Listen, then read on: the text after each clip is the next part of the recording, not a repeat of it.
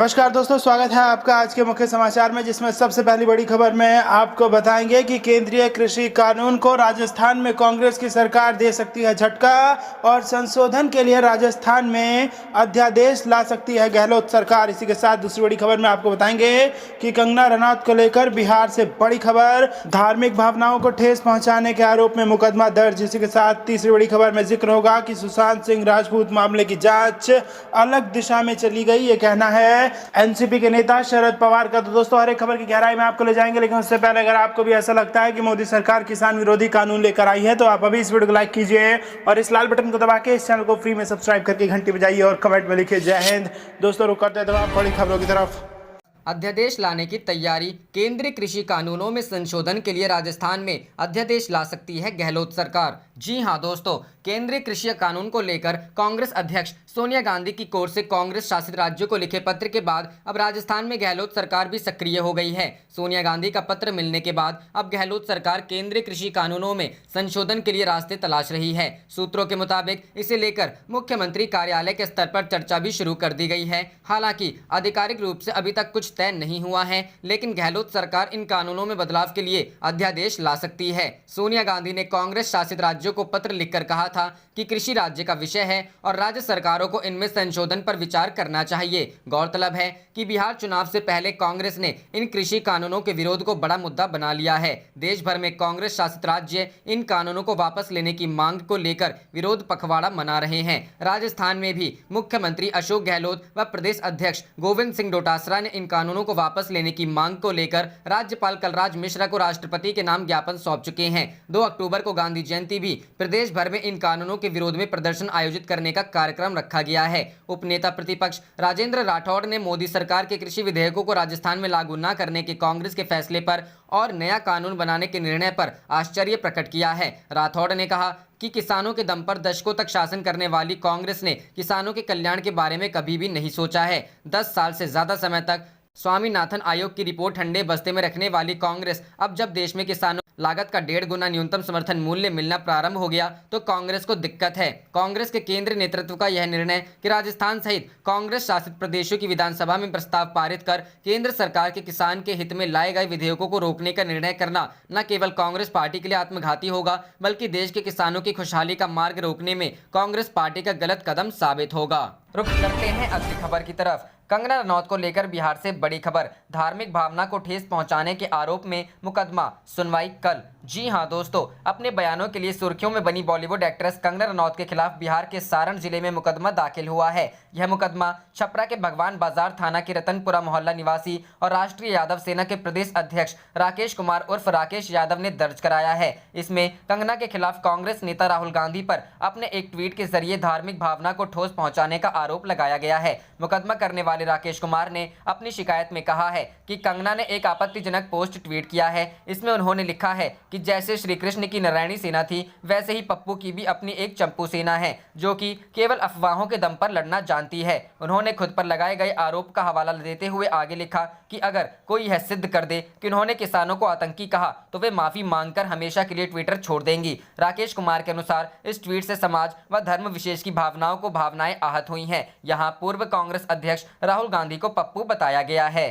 रुख करते हैं अगली खबर की तरफ। सुशांत सिंह राजपूत मौत मामले की जांच अलग दिशा में चले गई, शरद पवार। जी हां दोस्तों, राष्ट्रवादी कांग्रेस पार्टी के प्रमुख शरद पवार ने मंगलवार को कहा कि अभिनेता सुशांत सिंह राजपूत की मौत की जांच अलग दिशा में चली गई है। सोलापुर जिले के पंडेरपुर में पत्रकारों से बातचीत करते हुए पवार इस मामले में सीबीआई की जांच में प्रगति के बारे में सवाल उठाते दिखे। इस मामले की शुरुआती तफ्तीश मुंबई पुलिस ने की थी। पवार ने शिवसेना सांसद संजय राउत और बीजेपी के वरिष्ठ नेता देवेंद्र फडणवीस के बीच पिछले हफ्ते हुई मुलाकात में किसी तरह के राजनीतिक मायने होने की बात को खारिज किया। शिवसेना के बीजेपी के साथ गठबंधन नहीं करने पर एनसीपी के एनडीए में शामिल होने के केंद्रीय मंत्री रामदास अठावले के सुझाव के बारे में पूछे जाने पर पवार ने कहा कि आरपीआई के प्रमुख को कोई भी ना संसद के अंदर और न संसद के बाहर गंभीरता से लेता है। सुशांत राजपूत के मामले पर बातचीत करते हुए उन्होंने कहा, हो सकता है कि केंद्र सरकार को मुंबई पुलिस पर विश्वास नहीं होने की वजह से जांच अन्य एजेंसी को दी गई है। पवार ने कहा, उन्होंने मामले पर क्या प्रकाश डाला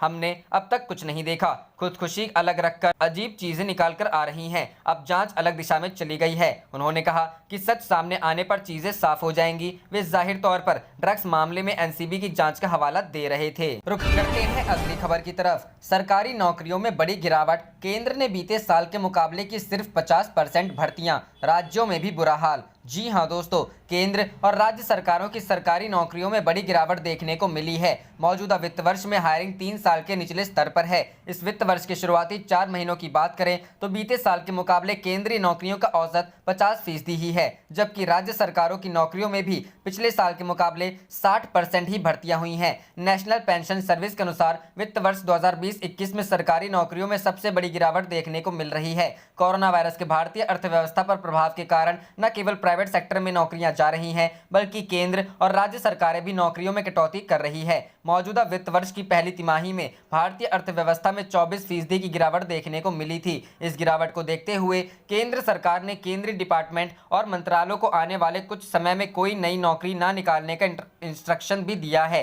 केंद्र सरकार के कर्मचारियों की नेशनल पेंशन स्कीम में मौजूदा वित्त वर्ष में हर महीने सिर्फ 5,250 नए कर्मचारी जुड़ रहे हैं, जबकि 2019-20 में हर महीने सिर्फ 9,900 नए कर्मचारियां जुड़ रहे थे। 2018-19 में यह आंकड़ा 9,200 था और 2017-18 में यह आंकड़ा 11,000 था। इससे साफ है वित्त वर्ष 2020-21 में नेशनल पेंशन स्कीम में न्यू सब्सक्राइबर्स एडिशन में भारी गिरावट देखने को मिली है। मई से जुलाई तक का औसतन मासिक एडिशन सिर्फ 3500 था। 2020-21 में राज्य सरकारों और केंद्र शासित प्रदेशों ने हर महीने 26,144 नई नौकरियां दी, जबकि 2019-20 में राज्य सरकारों और केंद्र शासित प्रदेशों ने हर महीने औसतन 41,333 नई नौकरियां दी थी। 2018-19 में यह आंकड़ा 45,208 था। अगर इन 4 महीनों में व्हाइट कॉलर नौकरियों के जाने के आंकड़े को भी जोड़ लें तो स्थिति और गंभीर हो जाती है। Centre for monitoring Indian economy के मुताबिक मौजूदा वित्त वर्ष के मई से अगस्त तक लगभग 60 lakh engineer, physician, teacher, accountant और एनालिस्ट जैसे प्रोफेशनल्स कंपनी नौकरी गंवा चुके हैं।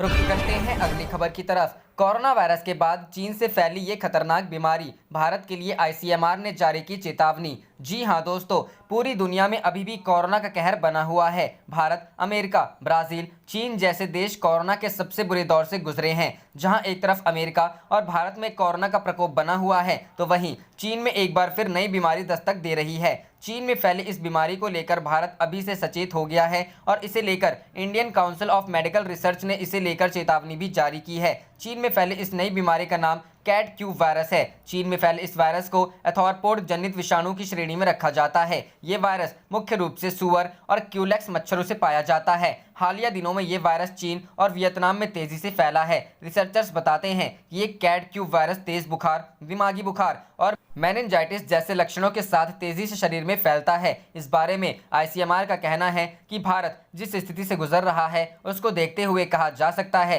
कि ये नया वायरस भारत में आसानी से फैल सकता है। इस बारे में भारत के वैज्ञानिकों ने स्टडी की है, जिससे ये पता चला है कि क्यूलेक्स मच्छरों जैसी प्रजाति भारत में पाई जाती है। वैज्ञानिकों ने इस वायरस की प्रकृति को समझने के लिए एक नेशनल इंस्टीट्यूट ऑफ वायरोलॉजी में रिसर्च कर पता किया है कि मॉलिक्यूलर और सेरोलॉजिकल जांच के लिए वैज्ञानिकों ने इंसानों, मच्छरों की 3 प्रजातियों और सुअरों के लिए सैंपल का टेस्ट किया था, जिसमें वैज्ञानिकों को इंसानों में क्यूलेक्स मच्छरों का एक्टिव संक्रमण नहीं मिला। हालांकि 883 मानव सीरम सैंपल में से 2 लोगों में वायरस के खिलाफ एंटीबॉडी मिली है, जो ये बताते हैं कि इन 2 लोगों को कैट क्यू वायरस से संक्रमण हुआ होगा। रुख करते हैं अगली खबर की तरफ। बिहार चुनाव, एनडीए में सीट बंटवारे पर घमासान, चिराग पासवान का भाजपा को अल्टीमेटम। जी हां दोस्तों, बिहार विधानसभा चुनाव की तारीखों के ऐलान के साथ ही राज्य में गठबंधन दलों के बीच सीट बंटवारे को लेकर घमासान दिखने लगा है। एनडीए में सीट बंटवारे में देर से लोक जनशक्ति पार्टी खुश नहीं है। पार्टी अध्यक्ष चिराग पासवान ने सोमवार शाम को भाजपा अध्यक्ष जेपी नड्डा से मुलाकात की है। चिराग ने नड्डा से सीट शेयरिंग को लेकर जल्द फैसला लेने के लिए कहा है। बताया जा रहा है कि देर होने पर उन्होंने 143 सीटों पर लड़ने की बात कही है। नीतीश कुमार के खिलाफ भी उतार देंगे कैंडिडेट। जानकारी के मुताबिक चिराग पासवान ने उन सीटों पर कैंडिडेट उतारने की बात कही है जहां जेडीयू का कैंडिडेट होगा। अगर सीटों का बंटवारा करने में देरी होती है और एलजेपी की मांगे नहीं मानी जाती तो पार्टी 143 सीटों पर उम्मीदवार उतारेगी। चिराग ने कहा है कि अगर नीतीश कुमार चुनाव लड़ते हैं तो उनके खिलाफ भी एलजेपी अपना उम्मीदवार उतार सकती है। रुक करते हैं अगली खबर की तरफ। आरजेडी प्रत्याशियों व सीटों की सूची लेकर रांची गए लालू के हनुमान, संकेत मिलने पर तेजस्वी करेंगे जारी। जी हां दोस्तों, राष्ट्रीय जनता दल ने अपने स्तर से महागठबंधन में सीट बंटवारे का फार्मूला तय कर दिया है। इसके लिए वाम दलों के साथ उसकी लगभग सहमति बन गई है। आरजेडी ने पहले फेज के मतदान के लिए अपनी सीटों व प्रत्याशियों की सूची भी तैयार कर ली है। यह सूची लेकर पार्टी प्रमुख लालू प्रसाद यादव के हनुमान माने जाने वाले आरजेडी नेता भोला यादव रांची पहुंच गए हैं, जहां उनकी लालू से मुलाकात होनी है। माना जा रहा है कि इसके बाद आरजेडी नेता तेजस्वी यादव प्रत्याशियों की पहली सूची जल्द जारी कर सकते हैं। सूत्र बताते हैं कि आरजेडी ने अपनी तरफ से भारतीय कम्युनिस्ट पार्टी माले को 13, भारतीय कम्युनिस्ट पार्टी को 6 और मार्क्सवादी कम्युनिस्ट पार्टी को 4 सीटों का ऑफर किया है। कांग्रेस को 60 विधानसभा तथा 1 लोकसभा सीट का ऑफर दिया है।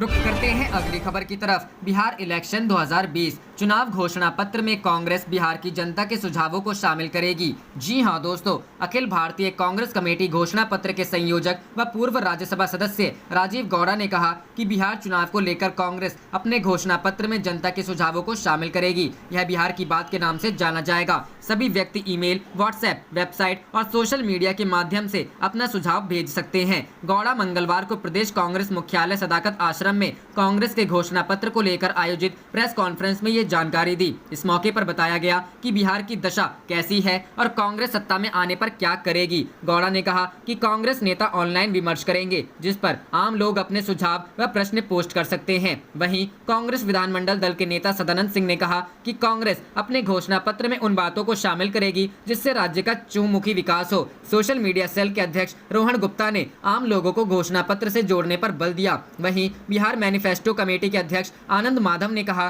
कि यह घोषणा पत्र समाज का दर्पण होगा। प्रदेश कांग्रेस प्रवक्ता राजेश राठौर ने कहा कि सभी नियोजित पदों को मानदंड के आधार पर सरकारी नौकरी में तब्दील किया जाएगा। प्रेस कॉन्फ्रेंस में कांग्रेस नेताओं ने बेरोजगारी, किसानों की स्थिति, कृषि उत्पादों के निर्धारित मूल्य पर बिक्री, समान काम के लिए समान वेतन, कुपोषण, बंद उद्योगों को चालू करने सहित विभिन्न मुद्दों पर चर्चा की गई।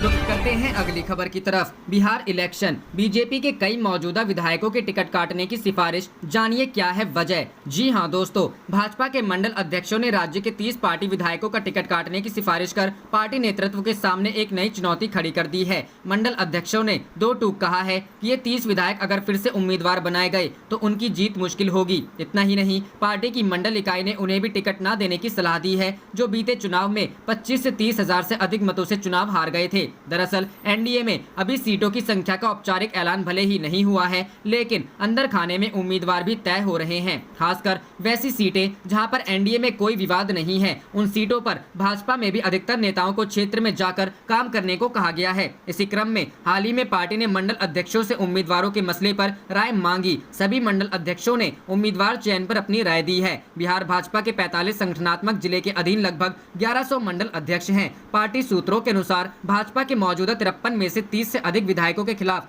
मंडल अध्यक्षों ने अपनी राय दी है। दो टूक कहा है, चेहरा बदला जाना जरूरी है।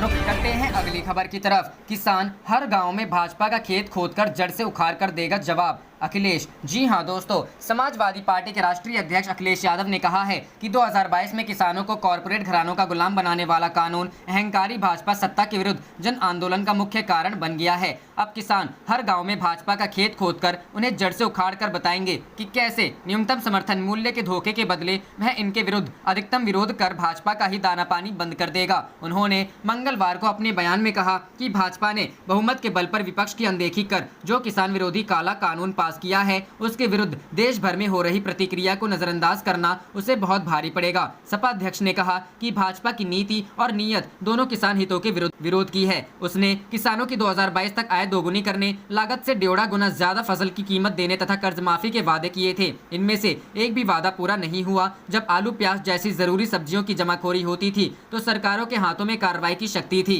भाजपा सरकार ने यह व्यवस्था खत्म कर दी। अब जमाखोर चाहे जितनी कालाबाजारी कर सकते हैं, जनता को लूटने की उन्हें आजादी मिल गई है। उन्होंने कहा कि यदि इस किसान विरोधी कानून से किसानों को राहत मिली होती तो अध्यादेश लागू होने के बाद भी मक्का की कीमत 1000 रुपए प्रति कुंटल क्यों होती, जबकि पिछले वर्ष यह 2200 रुपए प्रति कुंटल थी। भाजपा के झूठे प्रचार की अब हर दिन पोल खुल रही है। अखिलेश ने कहा कि मंडियों में काम करने वाले लाखों मजदूर बेरोजगार हो गए हैं। किसान मारा घूम रहा है। बहुराष्ट्रीय कंपनियां और कुछ उद्योगपति घात लगाए बैठे हैं कि किसान की उपज औने पौने दाम देकर खरीद ले। बोले, दिल्ली से लेकर लखनऊ तक की सरकारें इसका ही इंतजार कर रही हैं। भाजपा सरकार को गन्ना किसानों के बकाये की चिंता नहीं है, चीनी मिल मालिकों की मनमानी पर रोक नहीं है। किसानों से भाजपा राज में जबरन जमीनें छीनी जा रही हैं, उन्हें उचित मुआवजा भी नहीं दिया जा रहा है। उन्होंने कहा कि भाजपा सरकार को भू अधिग्रहण पर सर्किल रेट बढ़ाकर 6 गुना दाम किसानों को देना चाहिए। परिवार की स्थिति व जरूरत के हिसाब से किसान परिवार में किसी को नौकरी भी देनी चाहिए। सरकार कमजोर के हितों की पोषक होनी चाहिए, न कि सत्ता मद में शोषणकारी बन जाना चाहिए। उन्होंने कहा कि भाजपा सरकार एमएसपी और मंडी के नाम पर लोगों का सारा ध्यान फसल की खरीद फरोख्त में लगा देना चाहती है, जबकि उसका असली उद्देश्य कृषि भूमि पर कब्जा करना है। रुख करते हैं अगली खबर की तरफ। मोदी सरकार पर राहुल गांधी का हमला, जो हमारी थाली तक भोजन पहुंचाना नहीं भूलते, हम उन्हें कैसे भूल सकते हैं। जी हां दोस्तों, किसान आंदोलन के समर्थन में मोदी सरकार पर राहुल गांधी ने फिर तीखा हमला बोला और कहा, जो हमारी थाली तक भोजन पहुंचाना नहीं भूलते, हम उन्हें कैसे भूल सकते हैं। वह हमारे लिए अन्न उगाएं और हम उनके लिए आवाज़ भी न उठाएं। राहुल ने यह बात देश भर के किसानों से वीडियो के जरिए बातचीत करने के बाद कही। कन्याकुमारी से लेकर कश्मीर तक विभिन्न राज्यों के किसानों से रूबरू होते हुए राहुल ने पूछा कि सरकार ने जो कृषि कानून बनाया है उसके बारे में वे क्या सोचते हैं। चंपारण बिहार के धीरेन्द्र किसान ने बताया कि यह कानून किसान को बर्बाद कर देगा। वहीं पंजाब के किसान सुनील सिंह का कहना था कि जब तक कानून में एमएसपी से नीचे खरीदी करने वालों पर कानूनी शिकंजा कसने की बात शामिल नहीं होती, तब तक यह कानून किसान के लिए फांसी की सजा से काम नहीं। किसान इस देश की रीढ़ है, जिससे युवा भी है, उद्यमी भी है, सेना भी है और पुलिस भी। राहुल का मानना था कि कृषि संबंधी तीनों विधेयक, जीएसटी और नोटबंदी में कोई अंतर नहीं है। इन तीनों के जरिए देश की रीढ़ पर हमला किया जा रहा है, उसे तोड़ा जा रहा है। पहले कुल्हाड़ी मारी और अब दिल में छुरा घोंप दिया गया है। इसके खिलाफ अब बाहर निकलने की जरूरत है। देश बचाना है तो सड़कों पर आना है। रुख करते हैं अगली खबर की तरफ। कृषि कानून के विरोध में केंद्र के साथ लंबी चलेगी किसानों की टकराहट, दिल्ली चलो का ऐलान। जी हां दोस्तों, सार पंजाब के किसान संगठनों से रेल रोको का आह्वान। 6 अक्टूबर को हरियाणा के उप मुख्यमंत्री दुष्यंत चौटाला के घर के सामने धरना व उनके इस्तीफे की मांग और कर्नाटक के किसान संगठनों से केंद्र व राज्य सरकार के किसान विरोधी आंदोलनों द्वारा रोक की अपील की जाएगी। केंद्र सरकार और किसान संगठनों के बीच अब सीधा टकराव होने जा रहा है। AIKSCC ने मंगलवार को ऐलान कर दिया है कि किसानों के 3 काले कानूनों को लेकर चल रही टकराहट अब लंबी होने जा रही है। चरणबद्ध तरीके से देश विभिन्न भागों में प्रदर्शन होंगे। देश भर के किसान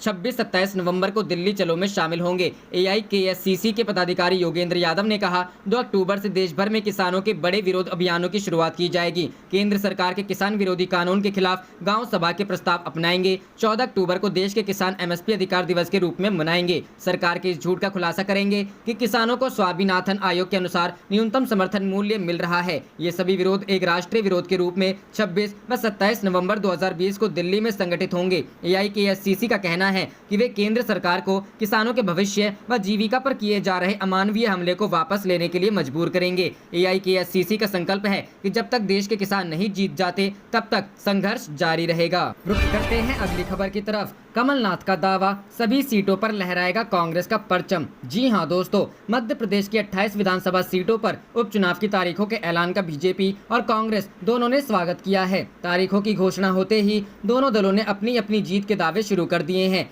PCC चीफ और पूर्व CM कमलनाथ ने फौरन ट्वीट किया। उन्होंने कहा कि इन सीटों पर कांग्रेस का परचम लहराएगा। आखिरकार मध्य प्रदेश में उपचुनाव की तारीखों का ऐलान कर दिया गया है। PCC चीफ और पूर्व CM कमलनाथ ने इसका स्वागत किया। उन्होंने अपने ट्वीट में लिखा, चुनाव आयोग द्वारा मध्य प्रदेश के 28 सीटों पर 3 नवंबर को उपचुनाव की घोषणा का स्वागत है। कांग्रेस इन उपचुनावों को लेकर पूरी तरह से तैयार है। हमने अभी तक 24 प्रत्याशियों के नाम घोषित कर दिए हैं। कमलनाथ ने दूसरे ट्वीट में लिखा, कांग्रेस का परचम इन सीटों पर निश्चित लहराएगा और हम भाजपा को इन सीटों पर परास्त करेंगे। यह उपचुनाव जनादेश का अपमान, संवैधानिक मूल्यों और लोकतंत्र की हत्या करने वालों को कड़े जवाब के रूप में होगा। चुनाव आयोग ने आज दिल्ली में उपचुनाव की तारीखों का ऐलान किया। मध्य प्रदेश की 28 सीटों के लिए 3 नवंबर को वोट डाले जाएंगे। मतगणना 10 नवंबर को होगी। रुख करते हैं अगली खबर की तरफ। मध्य प्रदेश के बाद असम में व्यापम घोटाला, सुरजेवाला बोले, बाजार में पैसे लेकर बेचे गए पेपर। जी हां दोस्तों, भाजपा शासित राज्य में में भोपाल के बाद असम से भी व्यापम जैसे घोटाले की खबरें मिल रही हैं। यह घोटाला उन नौकरियों से जुड़ा है जिसके तहत 597 पुलिस सब इंस्पेक्टरों की नियुक्तियों के लिए परीक्षा आयोजित की गई थी। प्राप्त आंकड़ों के अनुसार 597 पदों के लिए 66,000 अभ्यर्थियों ने आवेदन किया और वे परीक्षा में बैठे, लेकिन सारे मामले में ग्रहण उस समय लग गया जब इस परीक्षा के प्रश्न पत्र माफियाओं के जरिए खुलेआम बाजारों में पैसे लेकर बेचे गए। यह खबर मिलते ही कांग्रेस ने इस मुद्दे को हाथों हाथ उठा लिया और सरकार पर आरोप लगाया। जिस तरह मध्य प्रदेश में तत्कालीन मुख्यमंत्री शिवराज सिंह चौहान की देखरेख में व्यापम घोटाला हुआ, उसी तरह असम में मुख्यमंत्री सर्बानंद सोनोवाल की छत्रछाया में यह घोटाला फलता फूलता रहा। कांग्रेस के महासचिव रणदीप सुरजेवाला ने आरोप लगाया कि भाजपा सरकार का रोजगार से जुड़ा दूसरा व्यापम घोटाला है। उन्होंने पूछा कि इस मामले में भाजपा नेता डेबन डेका की गिरफ्तारी हुई, लेकिन किसी की सिफारिश पर उन्हें रिहा कर दिया गया। सुरजेवाला ने पूछा कि सरकार बताए कि किसकी सिफारिश पर डेका छूटे और अब वो कहां हैं। राज्य के पूर्व डीआईजी पीके दत्ता का नाम कथित रूप से पेपर लीक में लिया जा रहा है। आप देख रहे थे आपका अपना चैनल जय हिंद जय भारत।